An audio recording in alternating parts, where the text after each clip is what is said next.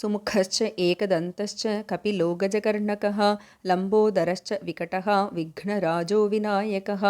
धूम्रकेतुर्गणाध्यक्षः फालचन्द्रो गजाननः वक्रतुण्डः शूर्पकर्णः हेरम्बः स्कन्दपूर्वजः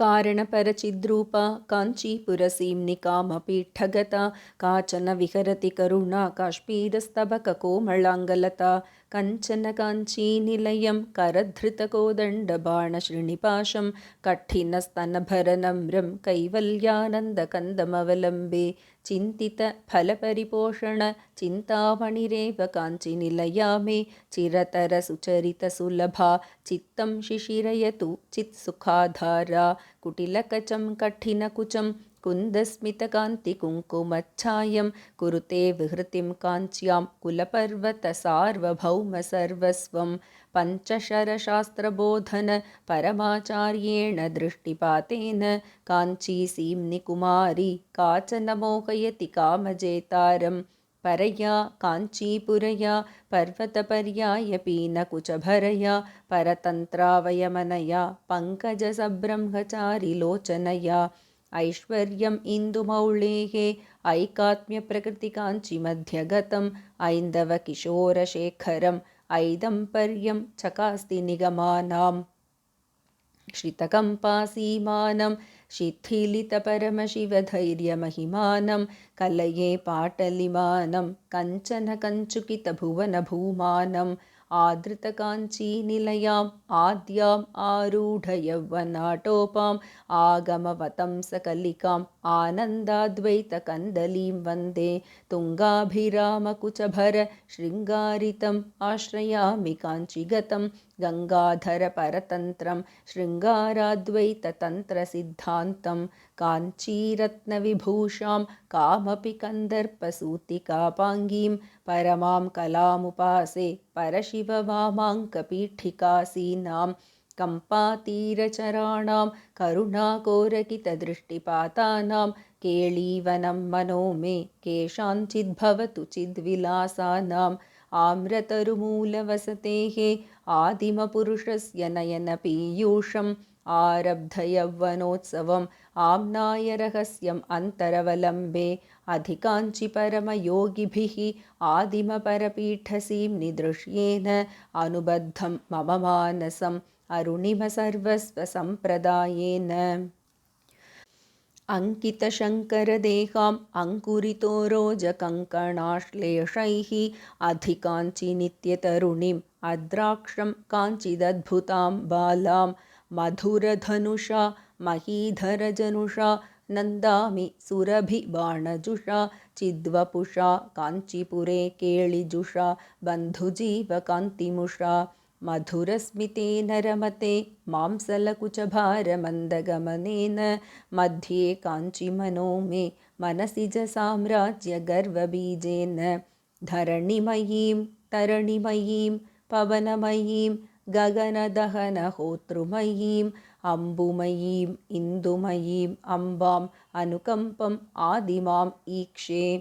लीनस्थितिमुनिहृदये ध्यानस्तिमितं तपस्यदुपकम्पं पीनस्तनभरमीडे मीनध्वजतन्त्रपरमतात्पर्यं श्वेता मन्थरहसिते शाता मध्ये च वाङ्मनोतीता शीतालोचनपाते स्फीता कुचसीम्नि शाश्वती माता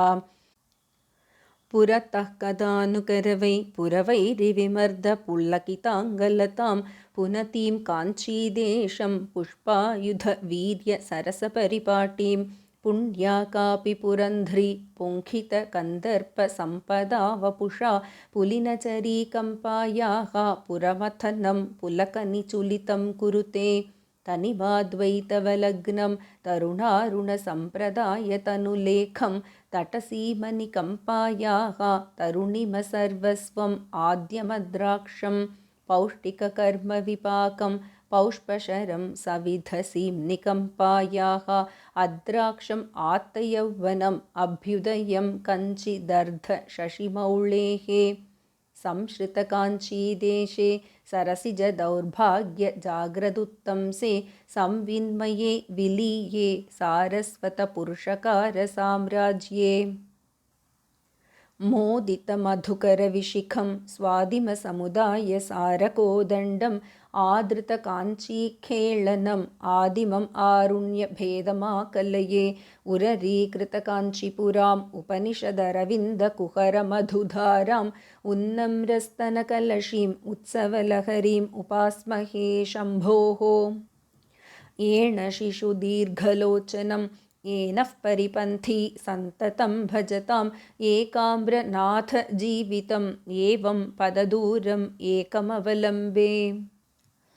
स्मयमानमुखं काञ्चीमयमानं कमपि देवताभेदं दयमानं वीक्ष्य मुहुः वयम् आनन्दामृताम्बुधौ मग्नाः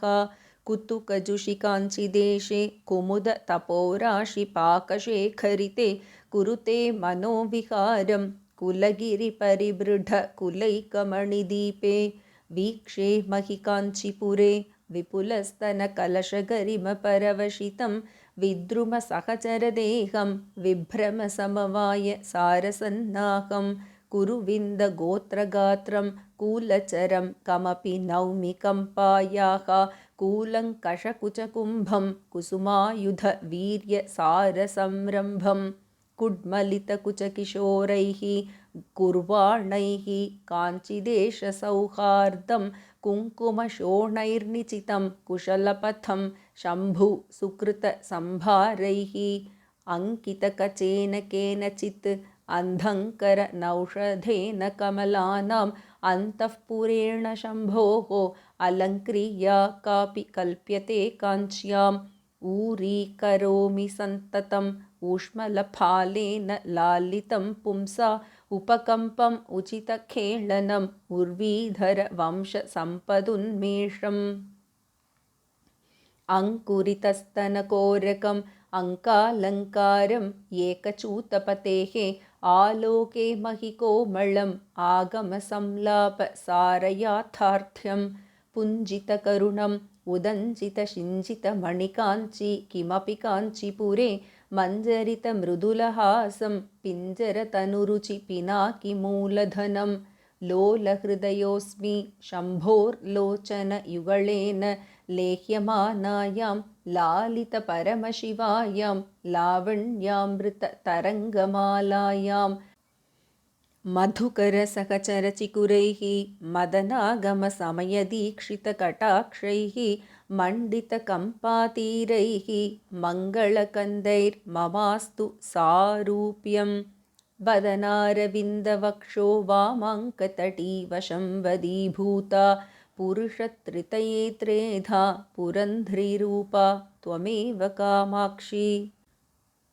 बाधाकरीं भवाब्धेः आधाराद्यम्बुजेषु विचरन्तीम् आधारीकृतकाञ्चीं बोधामृतवीचिमेव विमृशामः कलयामि अन्तःशशधरकलयाङ्कितमौलिम् अमलचिद्वलयाम् अलयाम् आगमपीठीनिलयां वलयाङ्कसुन्दरीमम्बाम्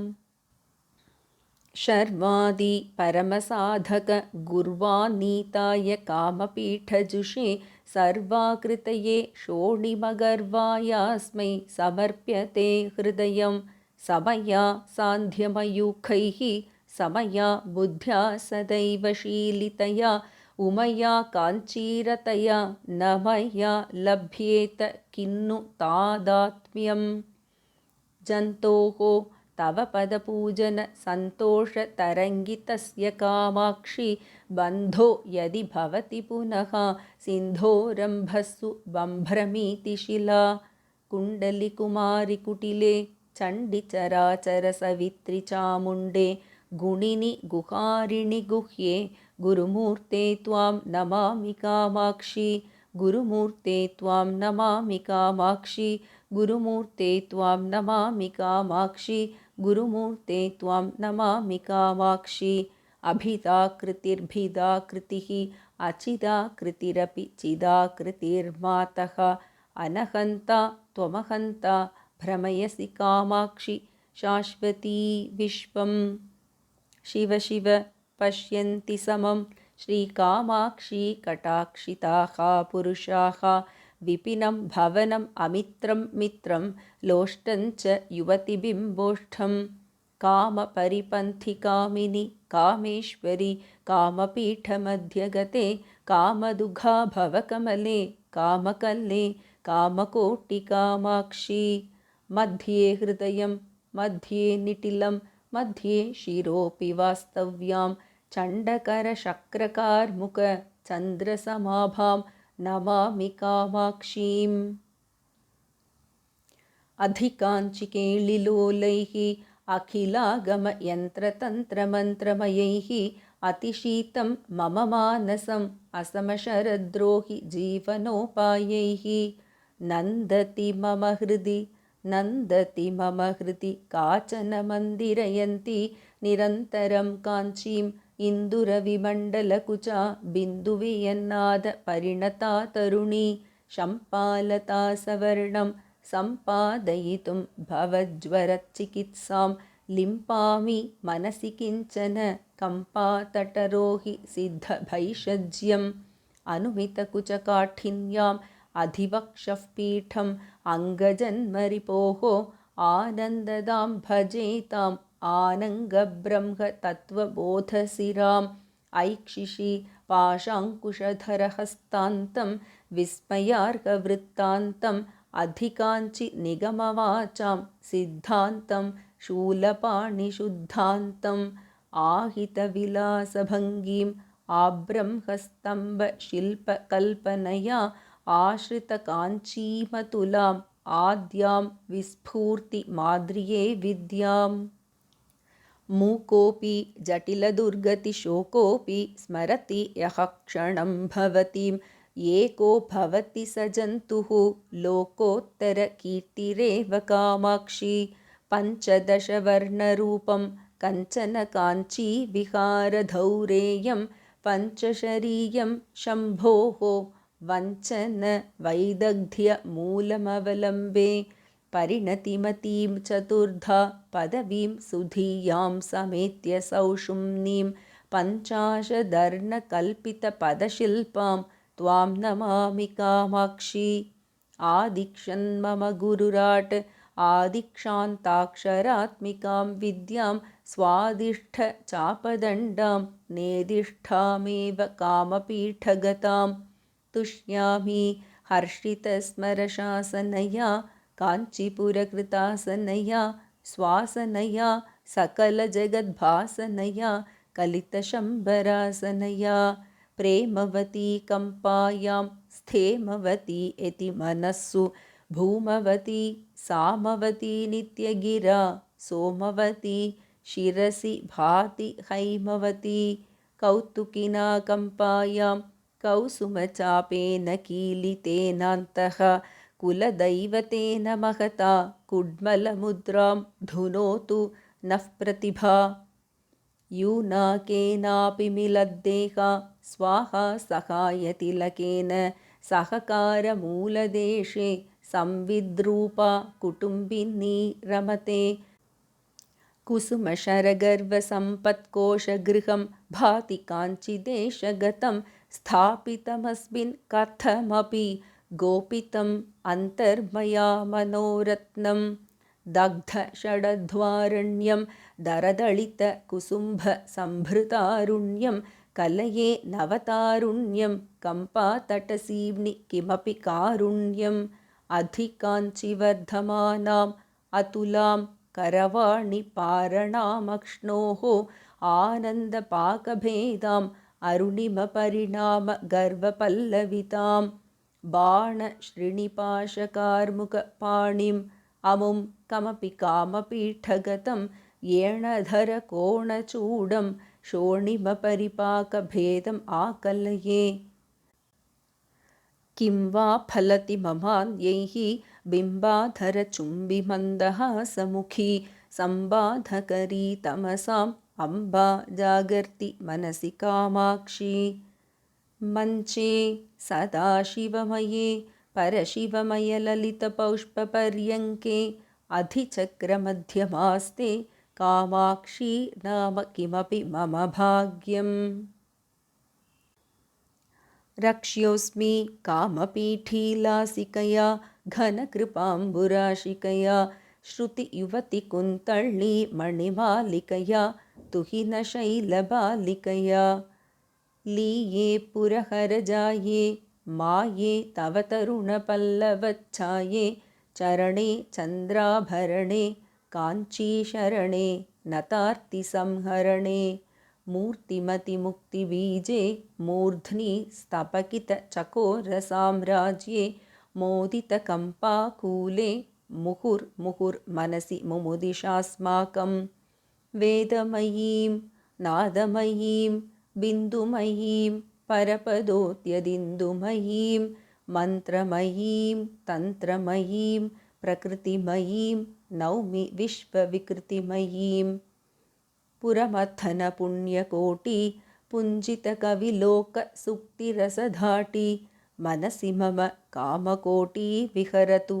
करुणा विपाकपरिपाटी कुटिलं चटुलं पृथुलं मृदुलं कचनयनजघनचरणेषु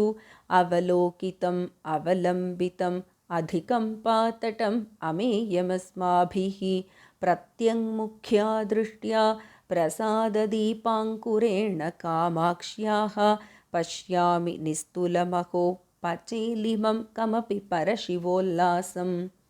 विद्ये विधातृविषये कात्यायनि कालिकामकोटिकले भारति भैरवि भद्रे शाकिनि शाम्भवी शिवे स्तुवे भवतीं मालिनि महेशचालिनि काञ्चीखेळिनि विपक्षकालिनि ते शूलिनि विद्रुमशालिनि सुरजनपालिनि कपालिनि नमोऽस्तु देशिक इति किं शङ्के तत्तादृक्तवनु तरुणिमोन्मेषः कामाक्षिशूलपाणेः कामागमसमययज्ञदीक्षायाम् वेतण्डकुम्भडम्बरवैतण्डिककुचभरार्तमध्याय कुङ्कुमरुचे नवस्यां शङ्करनयनामृताय रचयामः अधिकाञ्चितमणिकाञ्चनकाञ्चीम् अधिकाञ्चिकाञ्चिदद्राक्षम् अवनतजनानुकम्पाम् अनुकम्पाकूलम् अस्मदनुकूलां परिचितकम्पातीरं पर्वतराजन्यसुकृतसन्नाहं परगुरुकृपया वीक्षे परमशिवोत्सङ्गमङ्गलाभरणं दग्धमदनस्य शम्भोः प्रथीयसीं ब्रह्मचर्यवैदग्धीं तव देवि तरुणिमश्री चतुरिमपाको न चक्षमे मातः मदजलतमालपत्रा वसनितपत्रा करादृतखनित्रा विहरति पुलिन्दयोषा गुञ्जाभूषा फणीन्द्रकृतवेषा अङ्केषु किनी गीते कौतुकिनी परिसरे च गायकिनी जयसि सविधे अम्बा भैरवमण्डलिनी श्रवसि शङ्खकुण्डलिनी प्रणतजनतापवर्गा कृतबहुसर्गा ससिंहसंसर्गा कामाक्षि मुदितभर्गा हतरिपुवर्गा त्वमेव सा दुर्गा श्रवणचलद्वेतण्डा समरोद्दण्डा धुतासुरशिखण्डा देवि कलितान्त्रषण्डा धृतनरमुण्डा त्वमेव चामुण्डा उर्वीधरेन्द्रकन्ये दर्वीभरितेन भक्तपूरेण गुर्वीम किञ्चनार्तिं खर्वीकुरुषे त्वमेव कामाक्षि ताडितरिपुपरिपीडन भयहरण निपुणहलमुसला क्रोडपतिभीषणमुखी क्रीडसि जगति त्वमेव कामाक्षि स्मरमथनवर्णलोला मन्मथहेला विलासमणिशाला कनकरुचिचौर्यशीला त्वमम्बबाला कराब्जधृतमाला विमलपटी कमलकुटी पुस्तकरुद्राक्ष शस्तहस्तपुटी कामाक्षि पक्ष्मलाक्षि कलितविपञ्ची विभासि वैरिञ्ची कुङ्कुमरुचिपिङ्गम् असृक्पङ्किलमुण्डालिमण्डितं मातः जयति तव रूपधेयं जपपटपुस्तकवराभयकराब्जम् कनकमणिकलितभूषां कालायसकलहशीलकान्तिकलां कामाक्षि शीलये त्वां कपालशूलाभिरामकरकमलां लोहितिमपुञ्जमध्ये मोहितभुवने मुदा निरीक्षन्ते वदनं तव कुचयुगलं काञ्चीसीमाञ्चकेऽपि कामाक्षि जलधिद्विगुणितहुतवः दिशादिनेश्वरकलाश्विनेयदलैः नളിनैर्महेशि गच्छसि सर्वोत्तरकरकमलदलममलम् सत्कृतदेशिकचरणाः सबीजनिर्बीजयोगनिःश्रेण्या अपवर्गसौधवल्लभीम् आरोहन्ति अम्बा केऽपि तव कृपया अम्ब केऽपि तव कृपया सत्कृतदेशिकचरणाः अम्ब केऽपि तव कृपया सबीजनिर्बीजयोगनिःश्रेण्या अम्बा केऽपि तव कृपया अपवर्गसौधवल्लभीम् आरोहन्ति अम्बा केऽपि तव कृपया अन्तरपि बहिरपि त्वं जन्तुततेः अन्तकान्तकृदहन्ते चिन्तितसन्तानवतां सन्ततमपि तन्तनीषिमहिमानम्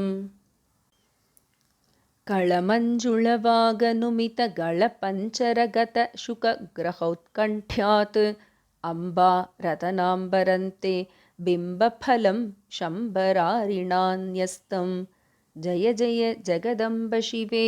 जय जय कामाक्षि जय जयाद्रिसुते